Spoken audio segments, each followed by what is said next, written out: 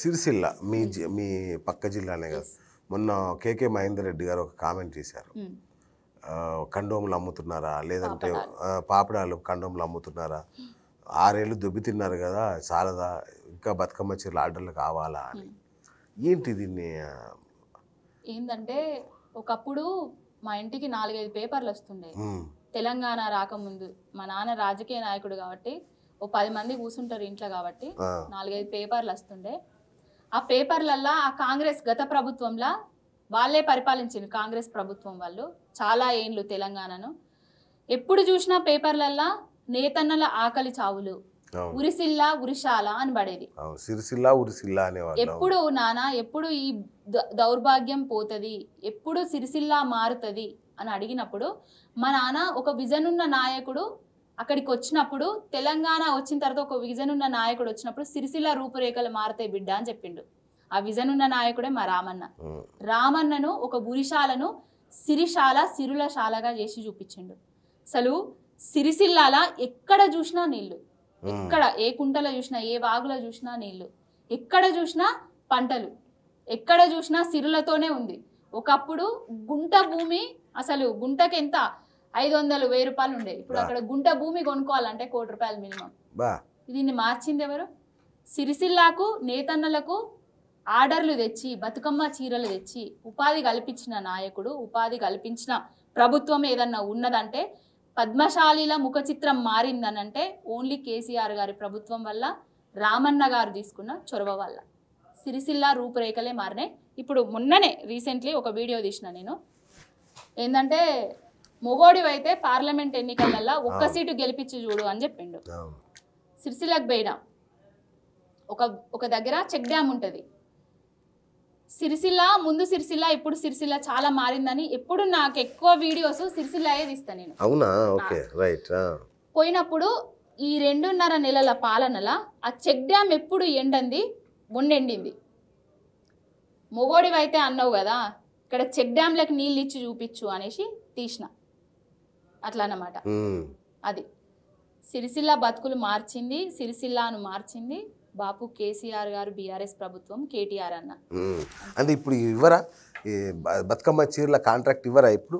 ఇక ఇస్తారా ఇవ్వరా అనేది ప్రజలు తిరగబడతారు. ప్రతి దాని మీద ప్రజలు తిరగబడతారు. వాళ్ళు ఏమనుకుంటున్నారు, ఏం చేస్తారు అనుకునేది ఇప్పటికి కూడా వాళ్ళు కూడా క్లారిటీగా లేరు. బతుకమ్మ చీరలు ఇస్తామా ఇయ్యమా అనేది లేదు. కళ్యాణ లక్ష్మిల తులం బంగారం ఇస్తామా ఇయ్యం అనేది లేదు.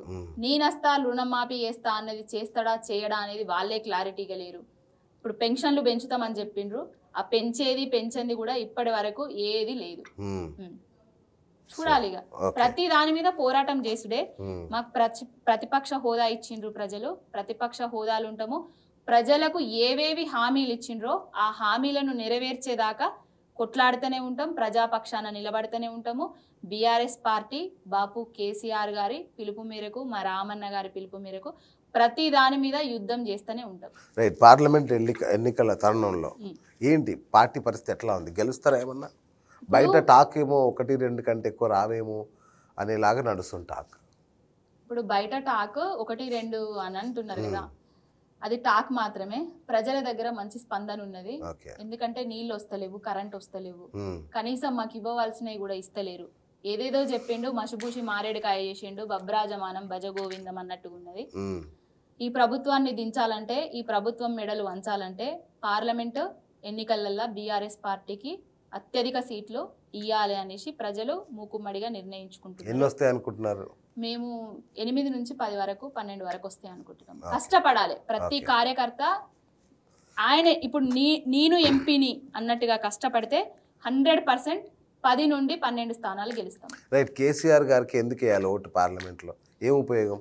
కేసీఆర్ గారు పార్లమెంట్లో ఎందుకు వేయాలంటే, మన తెలంగాణ బలం పార్లమెంట్లో ఉండాలి, మన హక్కుల కోసం కొట్లాడాలి అంటే కేసీఆర్ గారి బలం అక్కడ పార్లమెంట్లో ఉండాలి. చూడండి, రేవంత్ రెడ్డి గారు ఎంపీగా ఉన్నారు. సారీ, గుంపు మేస్త్రి ఎంపీగా ఉండే. పేరు కూడా చెప్పరా? ఓకే. గుంపు మేస్త్రి ఎంపీగా ఉండి తెలంగాణ కోసము, మన రాష్ట్రానికి రావాల్సిన నిధుల కోసం ఎన్ని ప్రశ్నలు వేసిండు, ఎన్ని నిధులు పట్టుకొచ్చిండు పార్లమెంట్ నుంచి వెళ్ళి, ఆయన కాన్స్టిట్యున్సీకి ఎన్ని నిధులు తీసుకొచ్చిండు. బీజేపీ నుంచి బండి సంజయ్ ఉన్నాడు, అరవింద్ ఉన్నాడు, వీళ్ళందరూ ఎన్నిసార్లు పార్లమెంట్లో మాట్లాడిండ్రు? తెలంగాణ కోసము, తెలంగాణ రావాల్సిన నిధుల కోసము, కాళేశ్వరం ప్రాజెక్టుకు జాతీయ హోదా ఇవ్వాలని, మా రాష్ట్రానికి, మా తెలంగాణకు మమ్ముల గెలిపించిన కరీంనగర్కు కానీ, నిజామాబాద్కు కానీ ఒక ట్రిపుల్ ఐటీ, ఒక కేంద్రీయ విద్యాలయం, ఒక నవోదయ విద్యాలయాలు ఏమన్నా తీసుకొచ్చిండ్రా? ఒక ఆత్మ పరిశీలన చేసుకోవాలి వాళ్ళు కూడా. ఎందుకంటే మేము గెలిచినాము దొంగ హామీలు, ఫేక్ స్టంట్లతోటి మేము గెలిచినాం.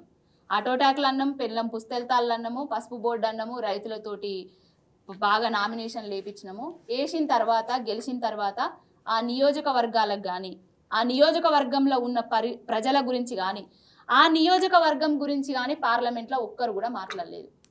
చూడండి, మీకు నెట్లో కొడితే దొరుకుతాయి. ఎన్నిసార్లు క్వశ్చన్లు వేసిండ్రు, ఏమని మాట్లాడిండ్రు.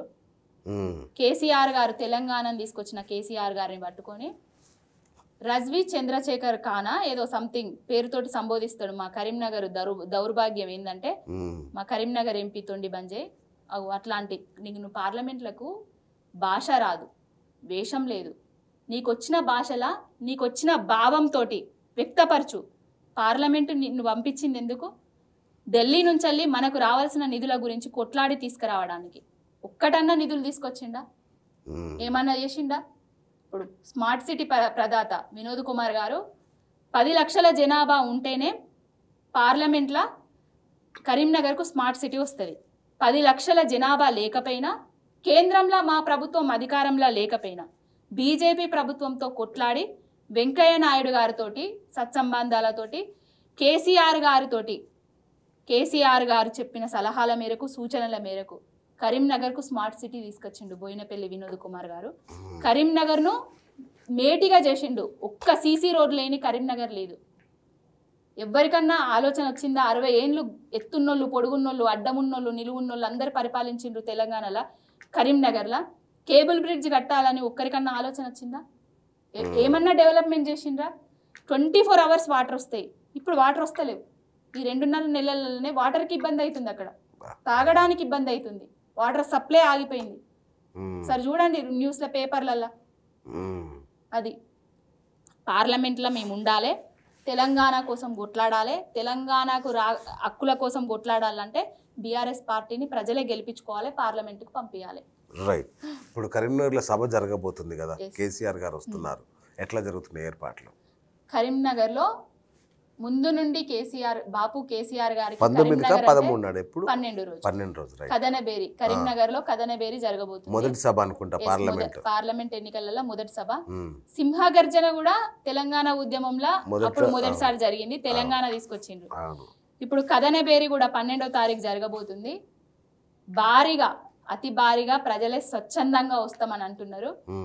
మంచిగా సక్సెస్ కాబోతుంది. అక్కడి నుంచే పార్లమెంట్ ఎన్నికల శంకరావం పూరించబోతున్నారు బాపు కేసీఆర్ గారు. సక్సెస్ మా దిక్కు రాబోతుంది. మేము గెలుస్తాము, నిలుస్తాము, పార్లమెంట్ లో మా గలాన్ని ఎత్తుతాము. కరీంనగర్ గెలుస్తున్నారా? కరీంనగర్ గెలుస్తాము. ఇప్పటికే కరీంనగర్ అంటే అబ్బో కరీంనగర్ వాళ్ళారా బాబు మీరు దండం రా, గెలిపించిండ్రురా అని చెప్తున్నారు. మళ్ళీ ఆ తప్పు రిపీట్ కాకుండా చూసుకుంటాము. కరీంనగర్ లా వినోద్ కుమార్ గారు భారీ మెజారిటీ తోటి గెలవబోతున్నారు.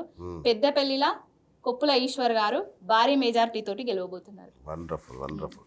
So Pavani Goud the fighter, తన గురించి విమర్శించే వాళ్ళకి ఏం చెప్తారు ఫైనల్ గా? నా గురించి విమర్శించే వాళ్ళకి ఒకటే చెప్తున్నా, పావలా అంటారు, ఏమేమో అంటారు మిమ్మల్ని. పావలా అంటారు, బానిస అంటారు. బానిస, ఎస్. నేను బానిసనే.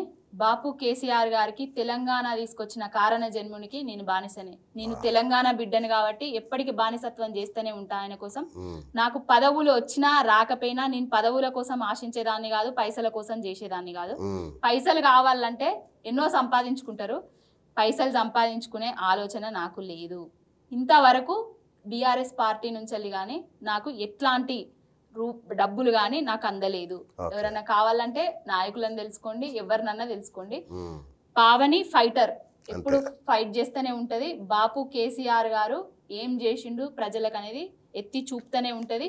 మీరు చేసే ప్రతి తప్పులను కూడా విమర్శిస్తూనే ఉంటది. విమర్శన అస్త్రాలు ఇంకా భారీగా ఉంటాయి రాబోయే రోజులలో. వేరే పార్టీ వాళ్ళు పిలవలేదా? నాకు చాలా ఆఫర్స్ వచ్చినాయి. అంటే ఏమన్నారంటే అధికారంలో ఉన్నప్పుడు కూడా నువ్వు కేసీఆర్ గారి గురించి గొప్పగా చెప్తున్నావు, వాళ్ళు నీకు ఏ పదవి ఇయ్యరు అని చెప్పిండు. నాకు పదవుల కోసం నేను రాలేదు, ఏదో ఆశించి చేస్తలేను, ఆశించి చేసేటోళ్ళు ఇట్లా చేయరు. ఓకేనా? ఇంకొకటి, నేను ఇది వేసుకునే ముందు రోజు మా ఆయన నాతో ఒక మాట అన్నారు, రాజకీయ నాయకులు అంటే స్వార్థం కోసము అధికారం ఎక్కడుంటే అక్కడ వెళ్ళిపోతారు, నువ్వు రాజకీయంగా ఎదగాలనుకుంటున్నావు, ఇది వేసుకున్నావు, రేపు బీఆర్ఎస్ పార్టీ ఉంటది ఉండది అని చెప్తున్నారు కదా, మరి ఎట్లా అని అడిగిండ్రు మా ఆయన నన్ను. బీఆర్ఎస్ పార్టీ ఉంటది ఉండది అన్నోళ్ళు చాలా మందిని చూసిన, ఉన్నా లేకున్నా బాపు కేసీఆర్ గారు నేను చచ్చేదాకా నాతోటే ఉంటాడు అనేసి వేసుకున్నా నేను. ఏ పార్టీ ఆఫర్ ఇచ్చిండ్రు కదా వాళ్ళకి ఇది ఒకటే సమాధానం, ఎవరు ఆఫర్ ఇయ్యరు, నాకు ఎవరు ఆఫర్ ఇయ్యరు ఇంకా.